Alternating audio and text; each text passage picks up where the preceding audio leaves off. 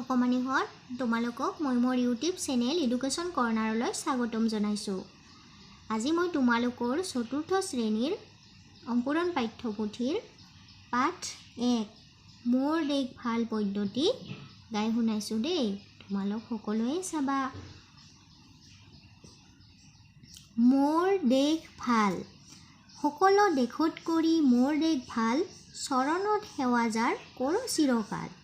ক'ত আছে এনে মাটি সোণৰ চপৰা, ক'ত আছে এনে পানী সুধাৰ নিজৰা, ক'ত আছে এনে ধান এই ধৰণীত, ক'ত আছে এনে ধন হাবি বননিত, ক'ত আছে এনে পলু এৰি মুগা পাত, ক'ত আছে এনে পক্ষী অমাতৰ মাত, ক'ত আছে এনে ফুল ফুলে 12 মাহ, ক'ত আছে এনে ফল দেখিলে ওলা,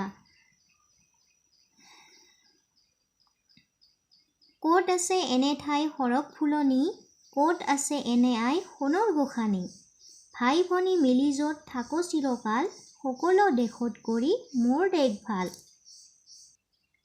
কবিতাটিৰ কবি সাহিত্যাচাৰ্য অতুল চন্দ্ৰ হাজৰিকা। মোৰ দেশ ভাল কবিতাটিত কবিয়ে নিজৰ দেশখনক পৃথিৱীৰ আন দেশবোৰৰ লগত তুলনা কৰি নিজৰ দেশখন সকলোতকৈ ভাল বুলি বৰ্ণনা কৰিছে। তোমালোকে পঢ়িবাচোন দেই, কবিতাটো খুব ধুনীয়া।